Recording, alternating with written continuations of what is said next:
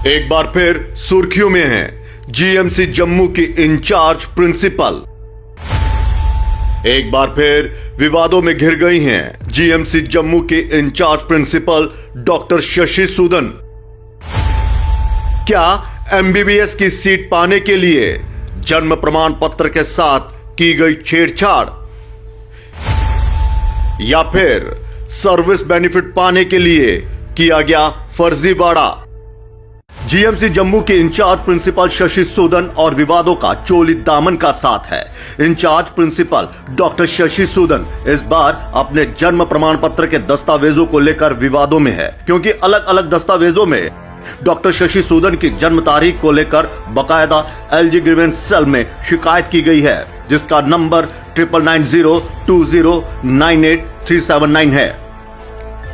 दरअसल डॉक्टर शशि सूदन जी के pan card number ADQPS 2289G पर 8 अप्रैल 1964 लिखा है, लेकिन डॉक्टर शशि सूदन जी के पासपोर्ट और आधार कार्ड पर उनकी जन्म तारीख 8 अप्रैल 1965 लिखी गई है।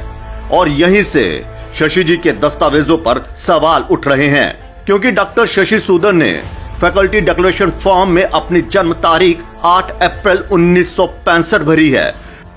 चलिए मान लेते हैं कि उन्होंने पैन कार्ड फॉर्म भरते वक्त गलती से 8 अप्रैल 1964 लिख दिया होगा, तो फिर उनकी एमबीबीएस एंट्रेंस एग्जाम देने पर ही सवाल उठते हैं कि क्या उन्होंने इस एग्जाम को देने के लिए जाली डेट ऑफ बर्थ सर्टिफिकेट जमा कराया था, क्योंकि एमसीआई की स्ट्रिक्ट गाइडलाइन है कि कोई भी छात्र जो एमबीबीएस एंट्रेंस एग्जाम में हिस्सा लेगा 31 दिसंबर तक उसकी उम्र 17 साल से कम नहीं होनी चाहिए।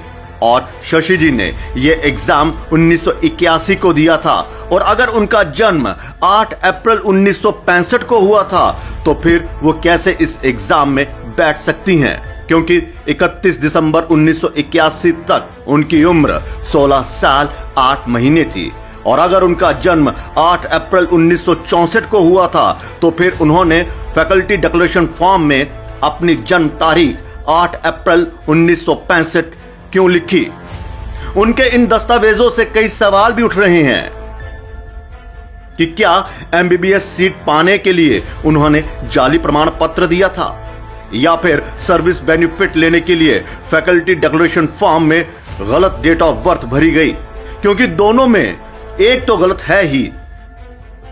डॉक्टर शशि सूदन जी ने अपने पैन कार्ड पर बकायदा अपने डेट ऑफ बर्थ के साथ भी छेड़छाड़ की, क्योंकि ध्यान से देखिए इस पैन कार्ड की फोटोकॉपी को 1964 को पेन से 1965 किया गया है।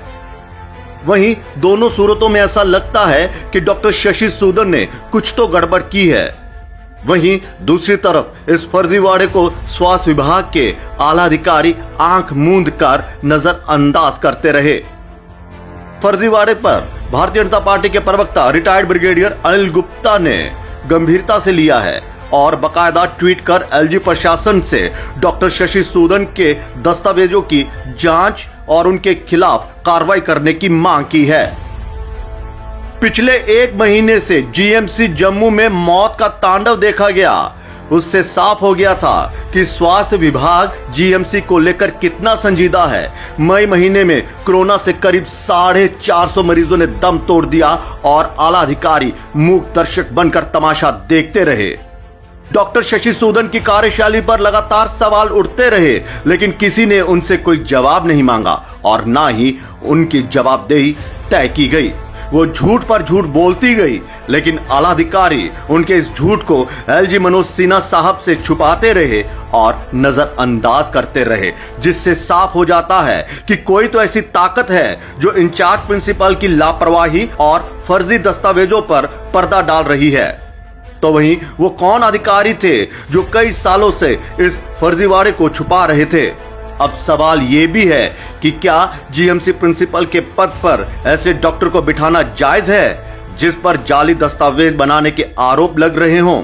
क्या एलजी प्रशासन इस फर्जीवाड़े की जांच करवाएगा या उस ताकत के आगे झुक जाएगा जो बार बार इंचार्ज प्रिंसिपल के कार्यशैली पर पर्दा डालता आ रहा है? या ब्यूरो रिपोर्ट जम्मू संवाद।